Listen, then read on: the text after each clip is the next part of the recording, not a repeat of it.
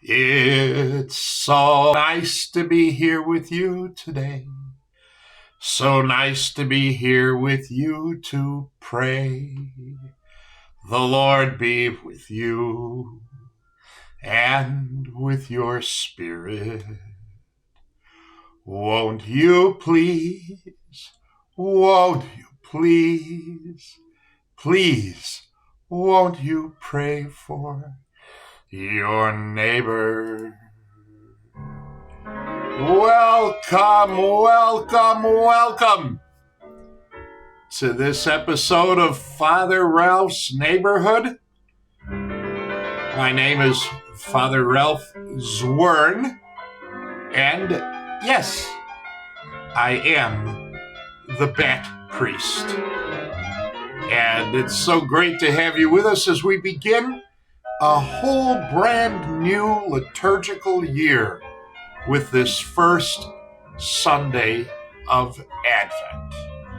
If you're reading along with us, our gospel for this Sunday is, we're starting with this liturgical year, a new cycle of gospel readings.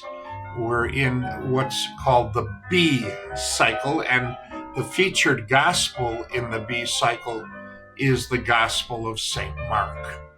So we'll begin reading from the Gospel of St. Mark today, chapter 13, verses 33 to 37. Jesus said to his disciples, "Be watchful, be alert. You do not know when the time will come. It is like a man traveling abroad. He leaves home and places his servants in charge, each with his own work, and orders the gatekeeper to be on the watch. Watch, therefore. You do not know when the Lord of the house is coming, whether in the evening or at midnight, or at cockcrow, or in the morning. May he not come suddenly and find you sleeping. What I say to you, I say to all, watch." This last word of this gospel, it's got an exclamation point, and it's quotation marks on top of quotation marks, standing it apart from the rest of the passage. But it is, in one word, what this season of Advent is all about. Jesus calls us to watch and to be ready, but we really do not know the day or the hour. These first Sundays of Advent focus on, the coming of the Messiah, the second coming, if you will, waiting for the Lord to return. When the Gospel of St. Mark was put pen to parchment, they thought Jesus was going to return at any time, in any moment. And so they were living their lives as if this might be the last day. And it changes your whole perspective when you think you're out of time. Right. My favorite analogy for this is the 2-minute warning at the end of a football game, or half anyway. You know, when you have just that 2 minutes left, your whole play calling strategy changes. And it truly is amazing how much you can fit into those final 2 minutes changes your whole approach, changes everything. And not just football, basketball. Do you ever see how long the final seconds, let alone minutes, the final seconds of a basketball game can stretch out and take forever to complete, and how the game can literally turn on a dime during those final seconds. Well, the people living when the Gospel of Mark was written literally thought any day now, any time now. And what has happened since? Well, it's been 2,000 years, give or take. And we're still waiting. That causes a complacency that we really should not accept or live with. I always like to think of the end as being both cosmic and personal. So, one of the few times you'll actually hear me mention my real age, I turned 65 this past September. And that is the milestone of all milestones, right? 65. You know, now I can go to the Pancake House and get all those wonderful discounts, right? You know, in this day and age, 65 isn't the end or anywhere near the end. Several dear friends of mine lived well into their 90s, and they lived good lives. It wasn't like they were alive and on a ventilator. They filled those years with a lot of love, a lot of life. But it's funny, once you get past a certain point, all of a sudden, well, how much longer do you suppose I have? Most people are kind of sensitive about their age. I like to joke around that, like Jack Benny, I'm just 39.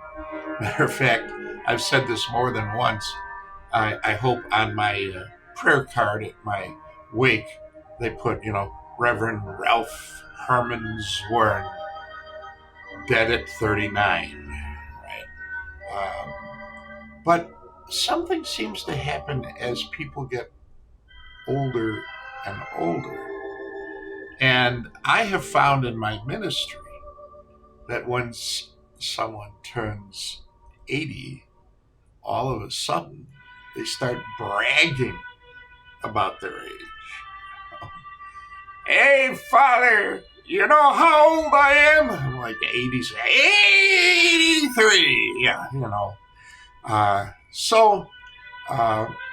age is not necessarily something to be feared and dreaded. It's something to be appreciated, celebrated. And of course, the milestone of all milestones is when you turn 100. One of our dear parishioners at St. John,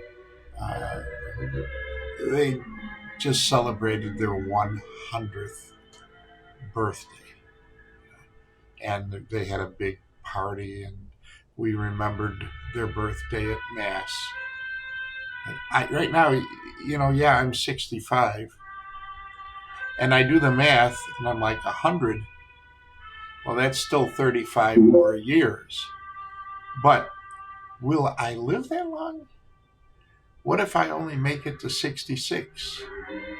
It's where you get your kicks, on Route 66. Who knows? And so we need to be watchful. We need to be ready. We need to be living each and every day of our lives to the fullest, and as if that might be the last day. But the broader, and I like to use the word cosmic, way to look at things, to look at the end, is that the end of everything could come very suddenly at a time we least expect. Back in 2012, there was this great alignment of the planets, and there was serious speculation that the world was going to come to an end, and people were kind of frightened by that. My brother Herman is by no means a armchair scientist. He's an astronomer, and that is his avocation. He knows his stuff.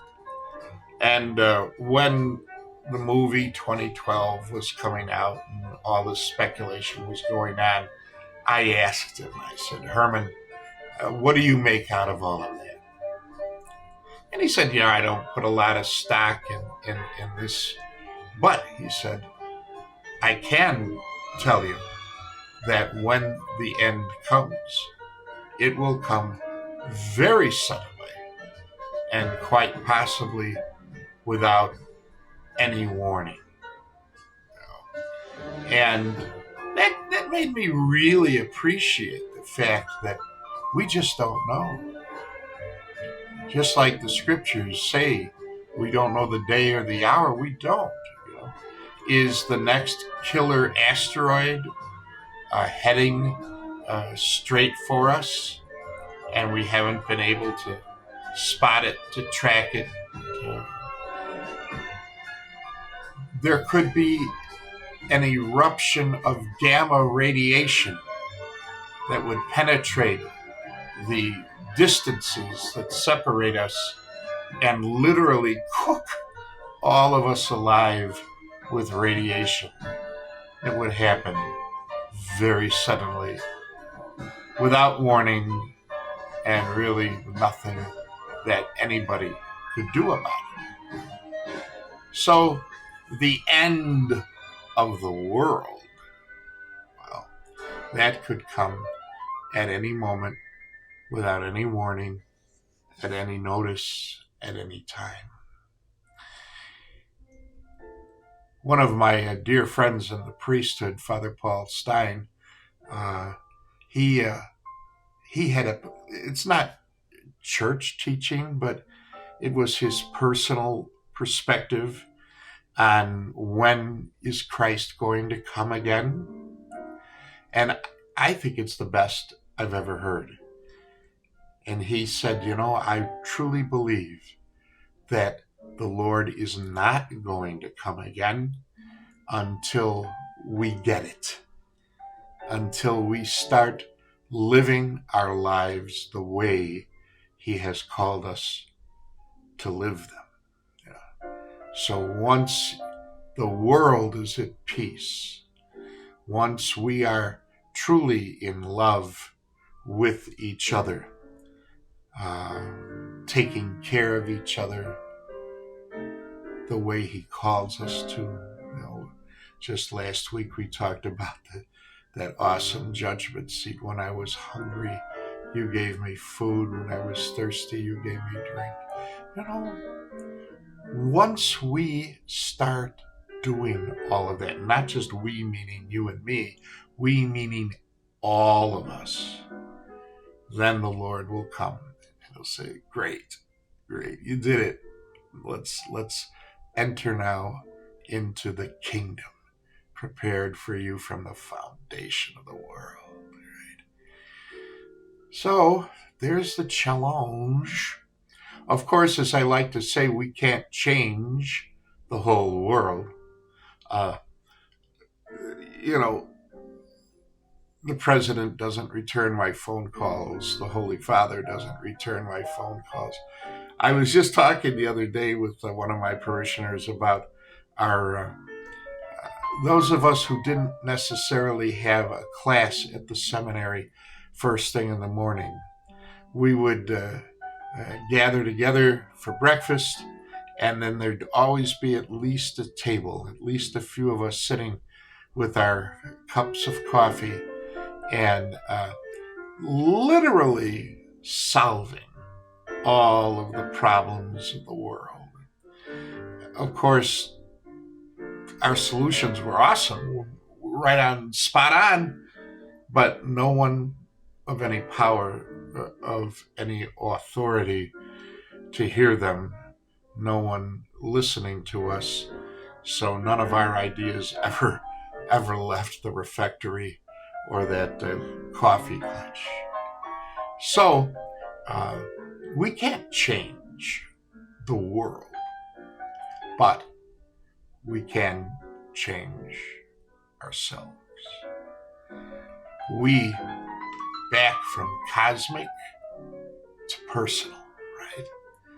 We may not be able to stop that gamma radiation burst from frying us alive, but we can be ready personally so that at that moment, no regrets of any kind.